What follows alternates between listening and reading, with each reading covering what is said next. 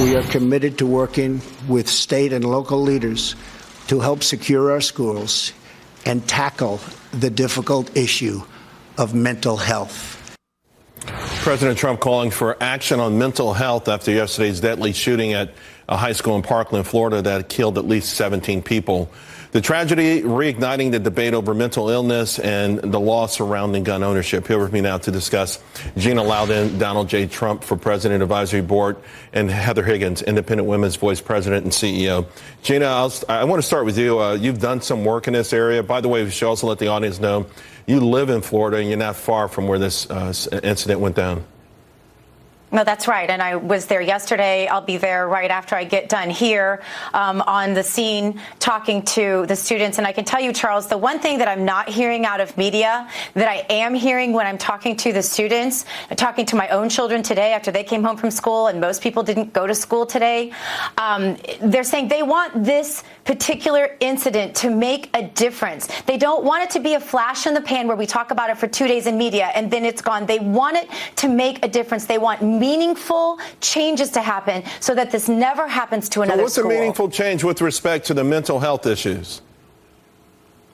A meaningful change. I think there are some great ideas on the table, but I think we all have to grow up an adult here and shed our partisanship. Take the gun issue off the table for just a moment. Let's talk about what we agree on. Most of us think it would be great to put veterans in schools who are armed and tactically trained to be there in plain clothes, like we have air marshals on airplanes, so that killers like the one yesterday don't know that they can walk into a school, identify a security guard, avoid him, and get away with murder and then casually walk out. The one thing we learned yesterday is this killer wanted to live. Unlike some of these mass shooting suicides, this guy wanted to live. And that's why he chose this school in a gun-free zone. So let's put some people there. Let's take the guns off the table. Let's talk about who we can put there to make meaningful change in these incidences. Heather, what are your thoughts? I couldn't agree more in that almost all of these mass shootings have occurred in areas where the shooters know that there isn't going to be anybody there to take them out. And gun-free zones. Gun-free zones. It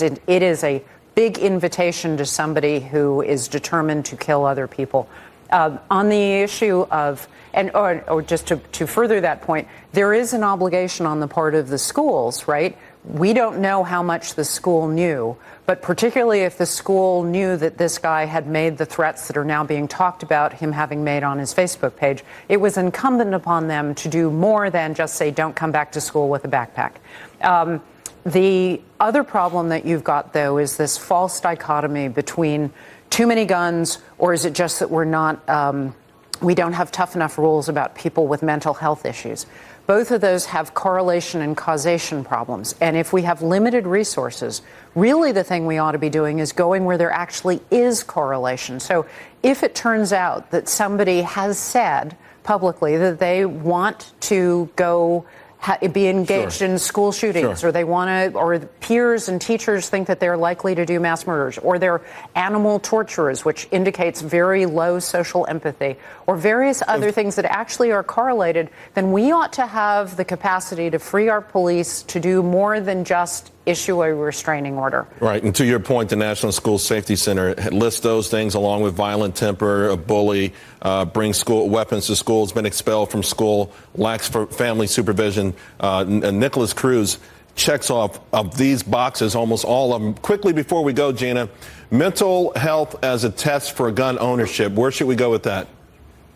Pretty darn scary. Maybe scarier than the stuff happening with the guns politically, because, Charles, who gets to determine who is mentally sound when about 70% of our population can currently be diagnosed as mentally off kilter, right, in some form or another, diagnosable by the DSM-5 as it stands now? Which government agency are we going to trust after the things we've seen out of our government agencies in recent weeks? Do we really want to turn our Second Amendment rights over to a government agency? I think we have to think long and hard before we decide who gets to review, who gets to audit your mental health records, Charles, or that of your children. We have to be very careful. This could be a very slippery slope as well. Ladies, thank you both very, very much for those insightful comments. I appreciate it. Coming up, it's time to uncuff law enforcement and find ways for them to intervene and stop these mass shootings before they happen. Next.